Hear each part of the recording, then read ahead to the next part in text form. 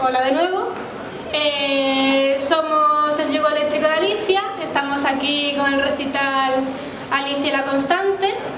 Y también tenemos una presentación de un libro escrito por Dani Vila y por Carlos Domínguez. Si lo quieren adquirir pueden hablar con nosotros y vamos a empezar con este recital. Y empiezo yo porque me ha tocado. Tengo que volver a la isla. Hace días que no logro conciliar el sueño sin que ello traiga de regalo una terrible pesadilla. Las ojeras son ya un elemento indispensable en mi rostro. Llevo los párpados abiertos o tal vez cerrados a la mitad, como una bandera media asta, guardando luto por las horas de sueño que me faltan. Tengo que volver a la isla. Sí, es cierto, me falta el sueño, pero no cualquier sueño, me falta mi sueño. Ando por la calle sin avanzar un centímetro, hablo sin decir absolutamente nada, miro a mi alrededor con los ojos vacíos y dentro de mi cabeza solo hay serrín y una interminable tormenta. Una tormenta como la que me llevó allí entonces. Tengo que volver a la isla. Y no me cansaré de repetirlo. Tengo que volver a aquel paraíso de cielos azules, aguas cristalinas y altas palmeras. Aunque, ¿qué digo paraíso? Jamás lo pasé tan mal y sentí tanto miedo como entonces. Y por eso mismo, nunca fui tan yo misma como en aquel entonces. Dejé mi esencia en aquel trozo de tierra. Voy a volver a recuperarme a mí misma. Si quieres algo, te dejo mi número. 4, 8, 15, 16, 23, 42. Buenas noches a todos. El coautor del libro Todo lo peor no puede estar entre nosotros, Carlos Domínguez, y como es de buen nacido ser agradecido, empezamos con un texto suyo.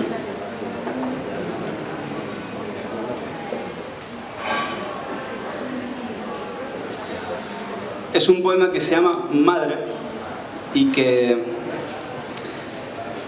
dice así: quiero ver tu decadencia enojada de inspiración, atrapadas por cuerdas amarradas en trampas. Quiero ver tu furia en el perro apaleado que perdió bocado y te ció la espina. Quiero que decaigas en el espléndido canto del llanto en la juguetona intrépida en su mala venta. Quiero que juegues a Dylan, toque pérdida y devores carne al cangrejo pistolero. Quiero ver tu baile definitivo, despuntar de falsos vicios que acorralas de luto en garras negras. Quiero que comprendas tu decadente vacío cuando te da por la muerte si te queda vida. Y si te queda vida, véndela barata, que el rocío al nuevo día te dé la espalda. Quiero que tu madre renazca hoy en el horizonte tras el lobo. Quiero verme solo en tu rima, sacando la cuenta de la lira, para olvidar canciones del poeta Dylan. Quiero ver tu piel arrugada, blanca y estremecida, que tu recuerdo sea solo espanto. Quiero el labio del beso que sepa beber en la copa vacía, al alzar nuestro juego por tu sana huida. Quiero, Irene, que decaigas, que toda lluvia pase a la tierra como llanto de tu pérdida. Quiero llamarte decaída, Irene, para que toda muerte sea vida. Carlos Domínguez Rico.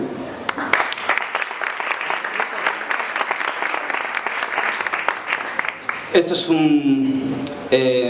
un metapoema que versa sobre la labor del versador ante el poema. Y es una moda de introducción a Paula, que tiene un poemario hermosísimo y está centrado una parte en él, en la labor del poeta. Se comprende en la parte cuarta de Todo lo peor. Se llama Eli Catedral número 7 y dice así: el maestro samurái capta lo sutil de la arquitectura del ser y establece su armonía. Su espíritu comienza mucho antes del conocimiento del mundo y sabe que llegará al fin de lo creado. Una especie de fatalismo genealógico lo empuja inexorablemente a cumplir la senda de su signo astral.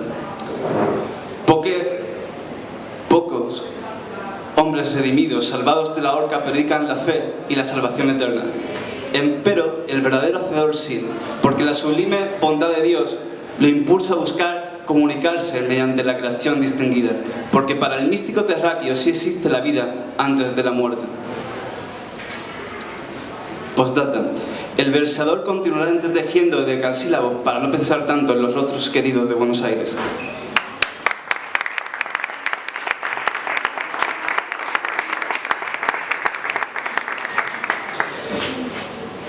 La Verónica sobre el mic.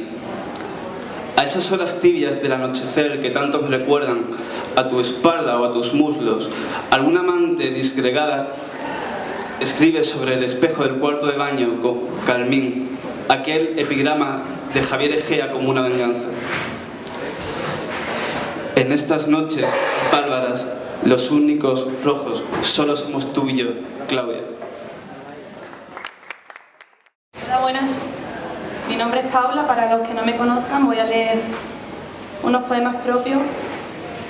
El primero se titula Mansiones y me gustaría darle una breve introducción porque conversaba ahora con unos amigos que vinieron para verme, hacíamos más de un año que no nos veíamos, y me preguntaban por mi estadía en Colombia. Tenía mucho interés porque compartí, estando allá, unas sensaciones muy bonitas y unas vivencias muy hermosas con comunidades indígenas. Y ellos me hablaban de la dificultad que nosotros tenemos para conectar con la naturaleza. Este poema se titula Mansiones. Son las mansiones que nosotros mismos nos creamos. De mansiones está construida el desconsuelo de mi alma, mansiones de esperanza, de miedos, mansiones de sueños olvidados, cenizos, muertos en el intento, mansiones de deseo que se perdieron en el mar lejano, pasaje secreto de nuestro ser más intimista, conversador de versos. Mansiones de calamidades dormidas y de ruidos etéreos, caminos apagados de temblorosos recuerdos. Mansiones de llantos lejanos y manantiales desiertos, ojos llenos de vida que parpadean a golpe de nuestro pecho. Mansiones de ira, de rabia, de sonido, de dolor, de fuego. Mansiones de mente borradas, ancladas en el paraíso de nuestro propio ego.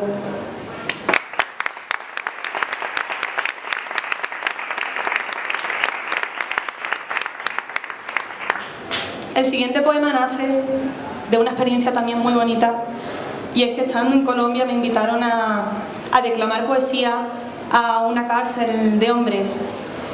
Y durante esa semana que me estuve preparando cómo sería presentarme ante una cárcel de hombres en Colombia, en Barranquilla, no paraba de pensar si realmente esas personas que están ahí presas están en cárceles. La cárcel. Hay prisiones que carecen de barrotes y esposas. Hay cerrojos que obvian puertas y estructuras. Hay encierros que son más largos que una condena. Hay ruidos que callan las voces más nuestras. Hay lugares que no tienen salida. Hay pensamientos que son la encrucijada de una espiral misericordiosa. Sufren los ojos que no son capaces de ver la claridad. Sufren los labios que ya no lanzan una sonrisa. Sufren las horas que asfixian tu corto tiempo. Me sentí la informidad de tus días y ruge furiosa la paz acallada por los instantes fortuitos, por las rupturas imprevistas que doblegan a otro tiempo la estadía pausada de tu ser. Hay condenas que son más fuertes que el propio hierro y lágrimas más dolorosas que el ácido. Hay noches que son más largas que las pesadillas. Hay mares que solo ahogan en vacío. Hay carcajadas que se clavan como cuchillas oxidadas. Hay besos que son estelas de consuelo y caricias que pesan por el indulto de nuestra alma. Sufren aquellos que todo lo callan y callan aquellos otros que de tanto decir jamás dijeron. Sufre la soledad cuando te ve muy a menudo. Sufre los encuentros que te perdiste. Sufre la brisa que ya no sientes. Sufre la música que se pudre en tus oídos. Calmas la ansiedad ocupando tu vida en vacíos existenciales y llena tu agenda de baratos consuelos, de efímeros deseos saciados. Recreas en tu cabeza el convencimiento imperfecto de rimas aprendidas que antes fueron consejos. Hay oscuridades más temibles que el propio infierno. Hay lamentos más pesados que una vida y vidas más frías que el mismo hielo. Hay prisiones impuestas, hay cárceles creadas, hay mazmorras merecidas y arrestos buscados. hay celdas que son armadura de nuestra alma y almas que nunca rompieron en grito sus propias paredes del miedo, aquellas que las protegían, pero que las encerraba para permanecer postegradas en la agonía confusa de unos sueños, deshechos en las largas noches de insomnio, donde su él y sus sombras se encontraban cómplices de su reflejo.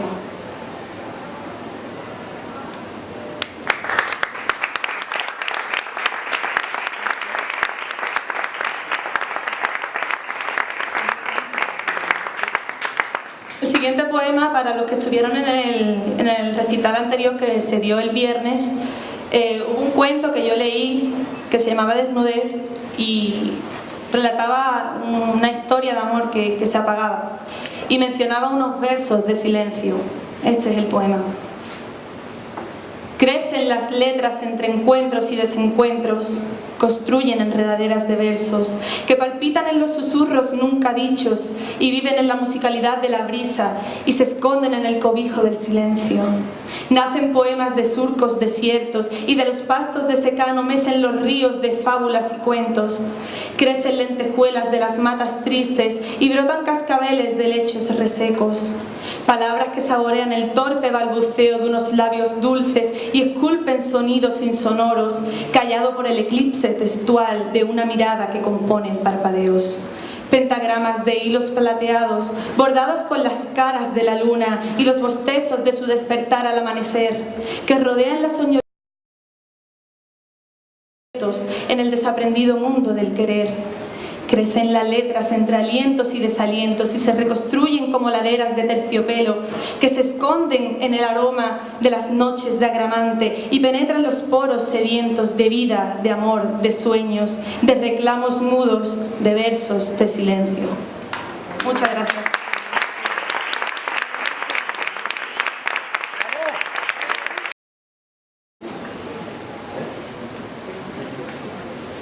Bueno, yo me llamo Óscar y voy a leer un texto largo y difícil, así que me voy a sentar porque no está uno para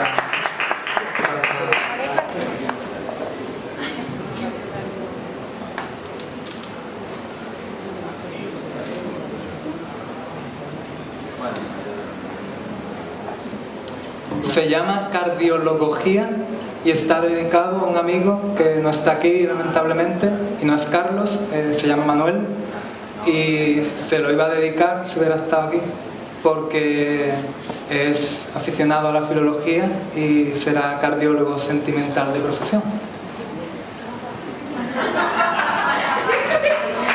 Así pues, comencemos.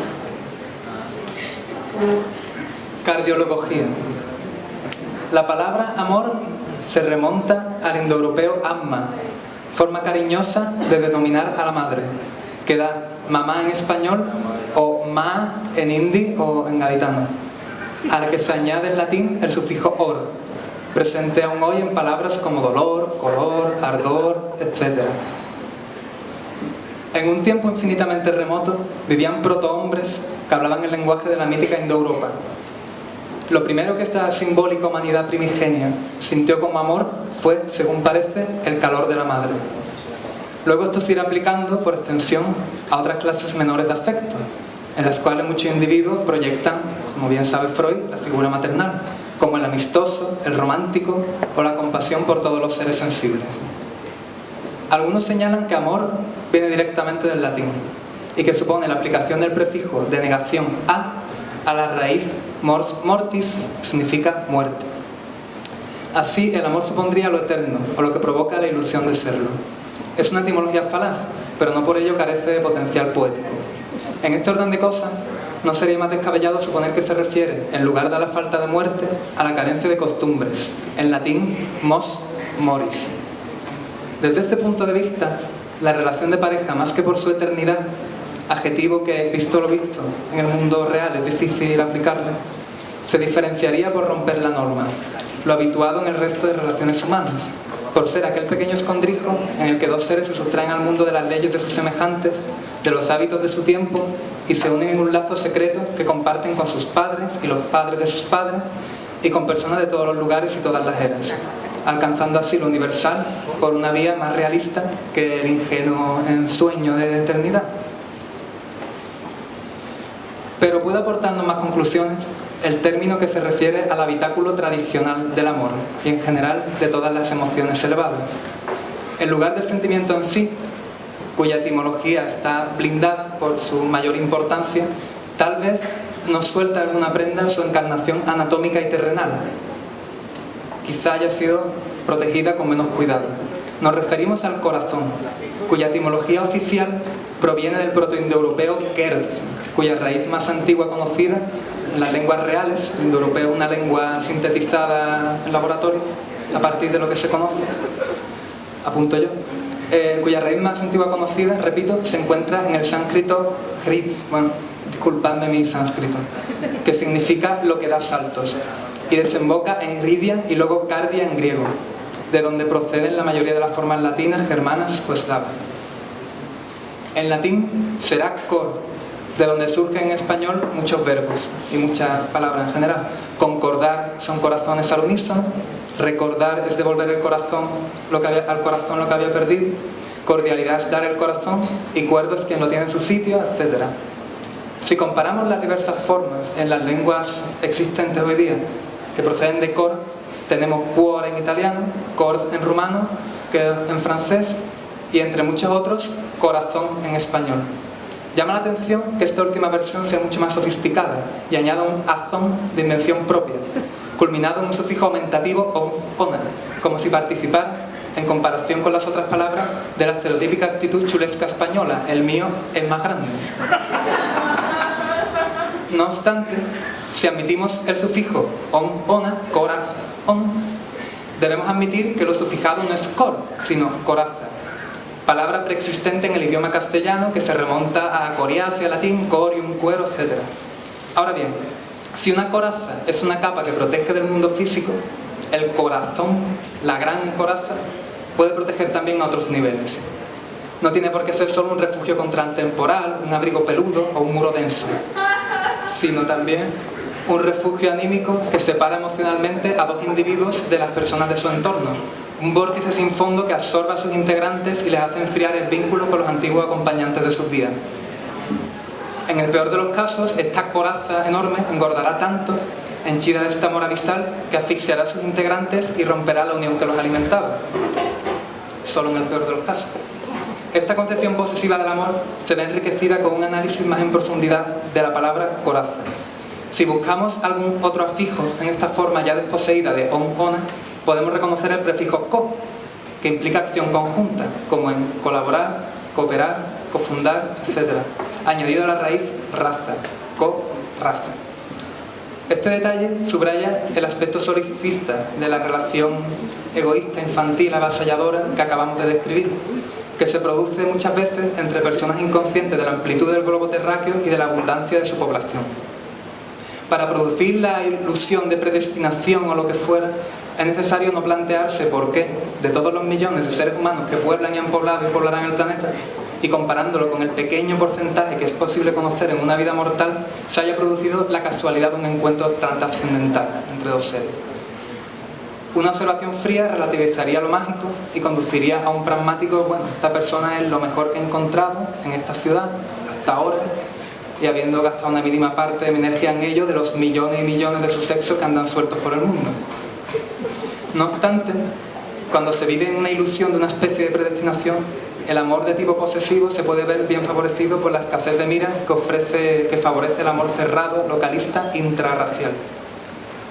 Si entendemos el absoluto amoroso y sus redes de posesión corporal como un fruto menor del absoluto monoteísta y sus redes de posesión espiritual, sobre todo el islámico, hay gente que lo defiende, no podemos evitar asociarlo a la voluntad monoteísta, manifiesta desde los tiempos de los patriarcas de la Biblia, de procrear en abundancia para extender la raza y conquistar el mundo. Lo que explica, en la presencia de sus códigos morales, una oposición tajante contra la lujuria infructuosa y los métodos anticonceptivos. Con respecto a corazón, vemos que contiene en su interior el nombre Corán e insinúa Torah, salvo por la T. La primera letra del Pentateuco es Bet, la enseñaría pero no la vais a ver. Y la última es Lamed, pero creedme, es verdad. Uniendo lamed a bet se obtiene lev, que significa precisamente corazón en hebreo, lo que los judíos interpretan como un llamado a reiniciar la lectura para aprender emocionalmente lo escrito. De hecho, en muchos idiomas, aprender de memoria se dice aprender de corazón. Esto es una idea que algunos tienen sobre el amor, lo que acabamos de describir como algo pasional, algo posesivo, algo muy emocional, que incluye fidelidad, etc. Pero hay otras visiones.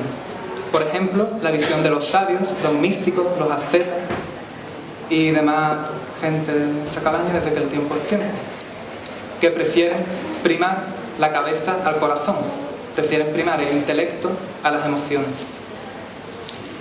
Esta posición queda reflejada de nuevo en la etimología de corazón. Decíamos que el sánscrito rit significa dar saltos. Se supone que se refiere al latir del órgano, pero puede interpretarse también como una referencia a los altibajos emocionales, a las depresiones, histeria, euforia, etcétera, a las que conduce muchas veces los sentimientos elevados. No obstante, si nos vamos al español corazón, también encontramos algo. Encontramos que el prefijo co, cuando se aplicaba a raza, que es un nombre plural que incluye muchos individuos, pues daba un significado. Pero, ¿qué es lo que pasa cuando co se aplica a un individuo? Las palabras copiloto o codelincuente nos lo muestran. En este caso, se trata de un individuo subordinado que sirve al principal, que sirve al piloto, ayuda a realizar su función. De este modo, el corazón es algo que está en una categoría inferior a la razón, y es el copiloto de la razón que la ayuda a conseguir su... En fin, se pone a su servicio. Se desprende de las emociones y alcanza la sabiduría. Si acudimos al inglés, vemos que head, cabeza, y heart, corazón, son muy semejantes a simple vista, pero se pronuncian de forma muy distinta. Heart se escribe casi como head, pero su pronunciación se parece más a la de heart. Disculpen mi inglés, lo tengo pendiente después del sánscrito, que significa doler, demostrando su paradójica situación. Es como una cabeza que duele, en el sentido de que se trata de una fuente de energía que puede movilizar y regir el comportamiento, pero que si se sigue puede conducir probablemente al sufrimiento, un sufrimiento que los sabios consideran evitable, siguiendo la razón. La síntesis entre una pasión que tiende a la desmesura y un intelecto que tiende a la insensibilidad es el nudo principal que un individuo debe desatar a lo largo de su biografía emocional. Insertado en una cultura que fabrica de forma automática celos y neurosis y tal, y cuya filosofía es incapaz de oponer una alternativa decente al primado del neocórtex, los individuos no encuentran más que obstáculos a la hora de dar con la combinación saludable. En nuestros tiempos está muy de moda lo que se suele llamar, lo que el sociólogo polaco Zygmunt Bauman llama amor líquido, que es el amor que es puro juego, sin pasión, sin compromiso, sin vista de perpetuidad.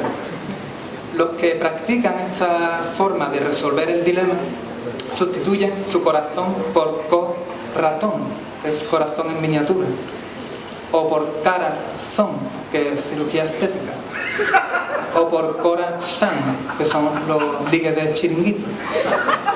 Otros, en la disyuntiva entre los celos y el celibato, sustituyen su corazón por co-ración, racionamiento de los sentimientos, o directamente cerozón o cerrazón, o incluso curazón, que es religión, o corazón, que es la práctica budista. Yo personalmente creo que es más útil comenzar de nuevo, quitar todo eso y buscar una raíz distinta, sin tanta carga histórica y lingüística, y me inclino por carición. Muchas gracias.